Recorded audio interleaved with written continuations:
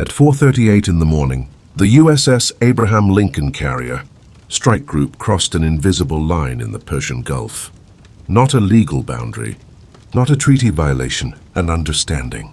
A red line that both the United States and Iran had respected for years. Through unspoken agreement, the carrier moved closer to Iranian waters than it had in over a decade, closer than Iran had made clear it would tolerate. And in that moment, two nuclear-capable militaries shifted from watchful tension to launch-ready confrontation.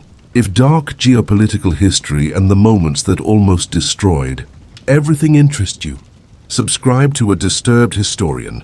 We're covering the crises the world barely survived. The decision to move the Lincoln wasn't impulsive. It was calculated, a message. The United States wanted Iran to understand that American naval power operates where it chooses. International waters are international, and deterrence requires demonstration.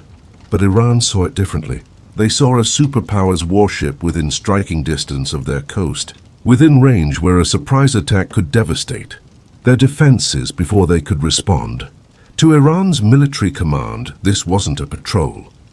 It was a threat, and threats require response. Within minutes of the Lincoln's position change, Iran's integrated air defense system activated. Radar installations along the coast began tracking every aircraft. Missile batteries that had been in standby rotated into firing position. Deep underground in facilities the West calls missile cities, crews began fueling ballistic missiles. Iran has approximately 2,000 missiles in these hardened bunkers. Many are mobile. All are designed to be launched quickly.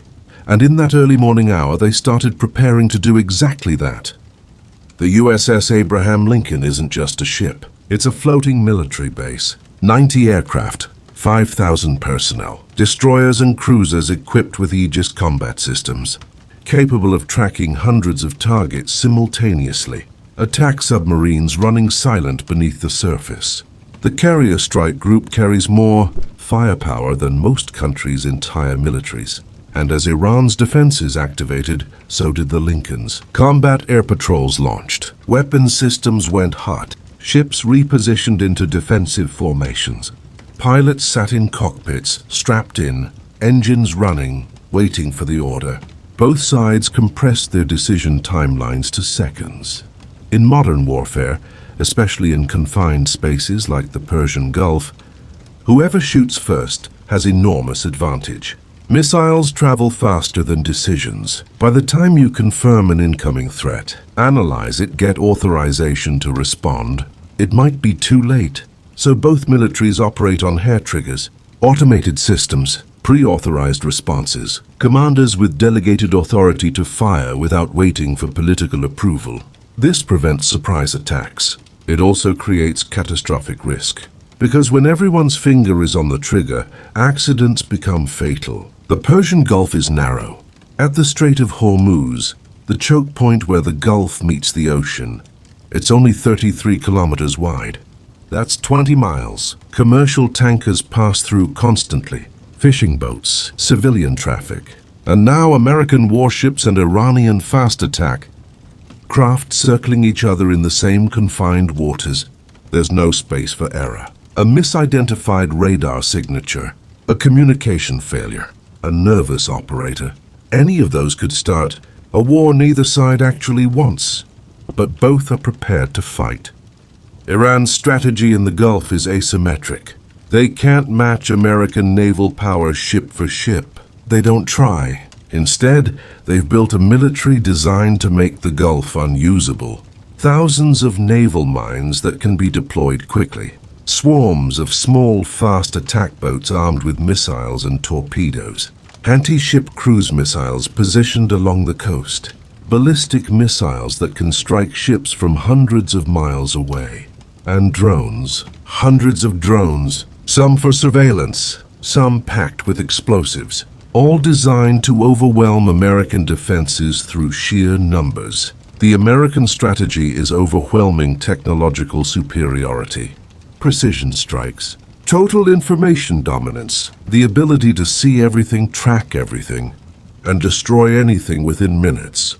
American surveillance satellites monitored every Iranian military movement. Spy planes circled at high altitude. Submarines listened to underwater communications. The US military knew when Iranian missile crews entered their bunkers, knew when fuel trucks moved, knew when radar systems powered up. That intelligence is supposed to prevent surprise. But it also creates pressure. When you can see the enemy preparing to strike, the temptation to preempt becomes intense. For 3 days, both militaries stayed at maximum readiness. Crews slept in shifts beside their stations. Pilots remained strapped into cockpits. Missile operators sat with hands on launch controls. This level of alertness is exhausting. Equipment overheats. People make mistakes. Systems malfunction from constant operation. But neither side could afford to relax. Because the side that blinks first, that stands down while the enemy remains ready, loses credibility. And in deterrence, credibility is everything. On the second day, an Iranian surveillance drone malfunctioned. Its flight path became erratic. It looked like a hostile drone making an attack run toward the Lincoln. Weapons locked. They were seconds from launching when the drone's transponder reset. The drone corrected course, a technical glitch. Nobody announced this near miss publicly. Buried in after-action reports, one drone malfunction, and the entire region would have exploded. Iran responds. Hezbollah in Lebanon. Houthis in Yemen. Oil exports stop. And thousands, maybe millions. That incident changed the calculation. Not through statements or negotiations. The confrontation was unsustainable. You can't keep missiles fueled and ready to launch for weeks. People collapse from exhaustion. Something had to change. Its transponder? The signal identifying it as Iranian, cut out. To American radar operators, fighter jets scrambled. Pilots had authorization to fire. The signal came back. It had been a malfunction. But it had come within seconds of starting a war. It was classified. But everyone involved understood what had almost happened. One technical failure, because once the first shot is fired, escalation becomes automatic. The US retaliates. Iran's proxies across the Middle East activate. Militias in Iraq and Syria. The conflict spreads. Global markets crash. Die in a war that started because a drone's transponder glitched. Not publicly, but both sides recognized they were operating too close to catastrophe. You can't keep thousands of people on full combat alert indefinitely. Equipment breaks down, and the risk of accident increases every hour. The shifts were subtle. The Lincoln's patrol pattern adjusted slightly eastward, not a retreat. Just a small repositioning that added a few more kilometers between the carrier and Iranian waters. Iran responded by reducing the fueling schedule for some missile batteries.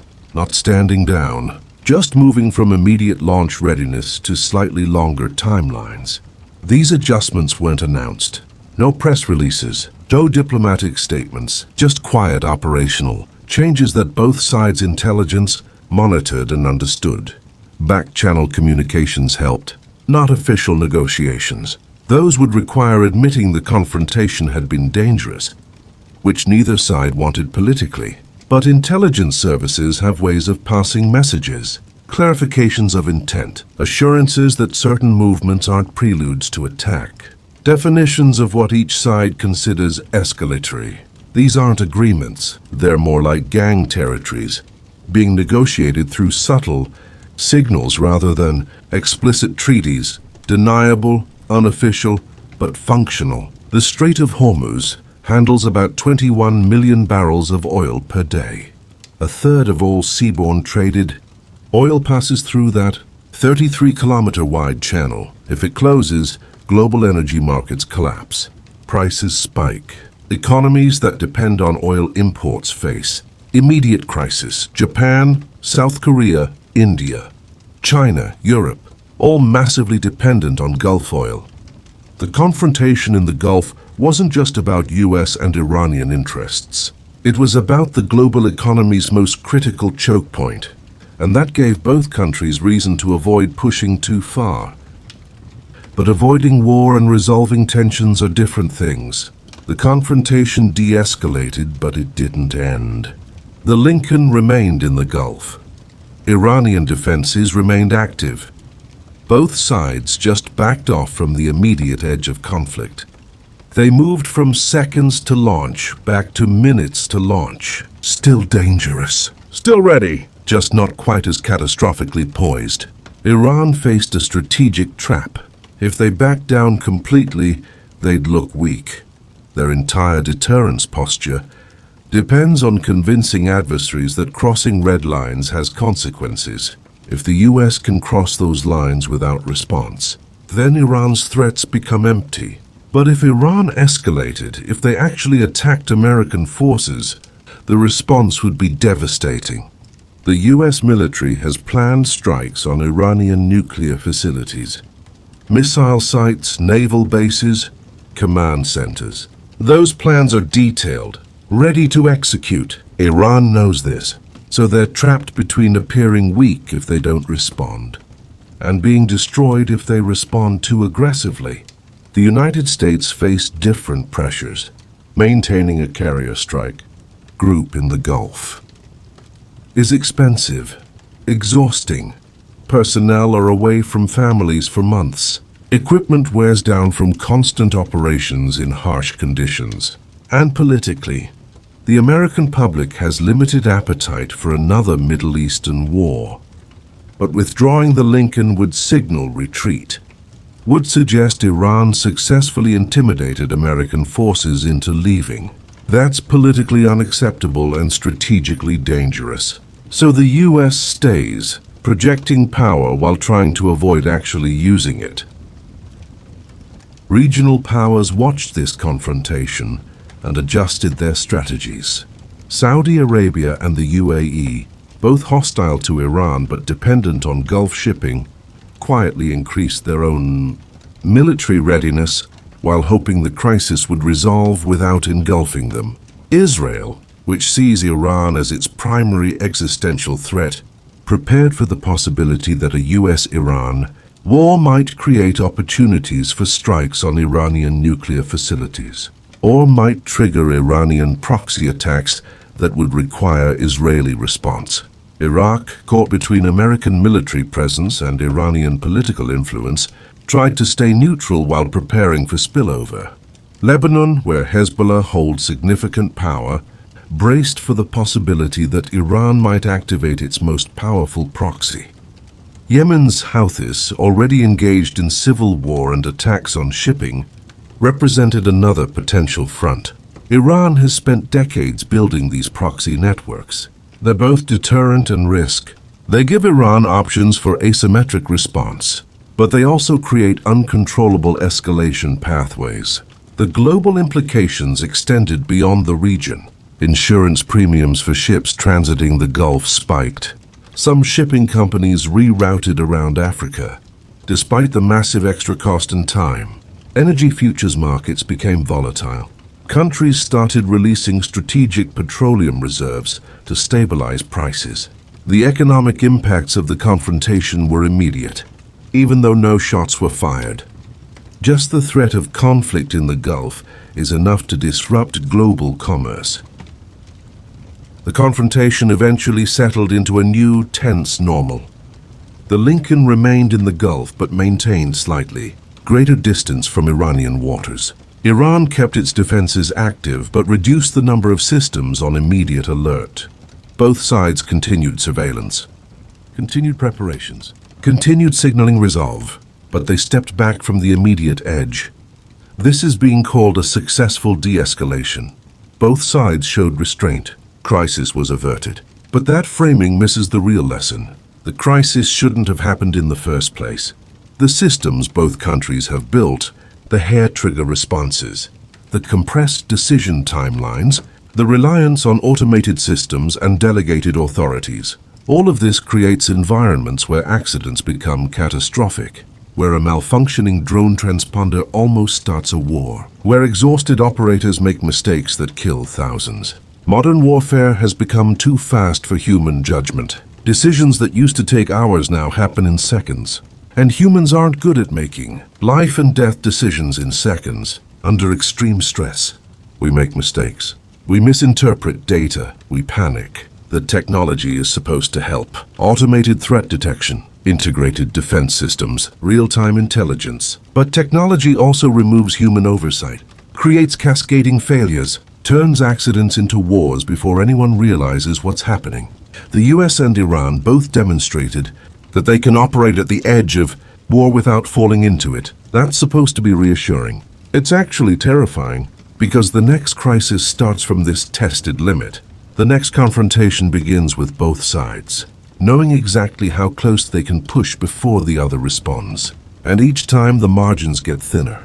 The trust erodes. The willingness to believe the other side's restraint decreases. We didn't get a war this time. We got a reminder of how fragile modern deterrence is, how dependent global stability is on both sides. Choosing restraint when their military systems are screaming for preemptive strikes. How close we are always to catastrophic miscalculation.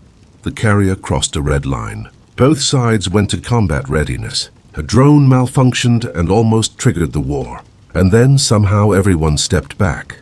That's not a victory. That's not successful crisis management. That's luck. And luck runs out. The systems remain. The tensions remain. The hair triggers remain. And next time, the drone malfunction might happen when both sides are slightly more on edge, slightly more convinced the other is about to attack, slightly more willing to shoot first and ask questions later.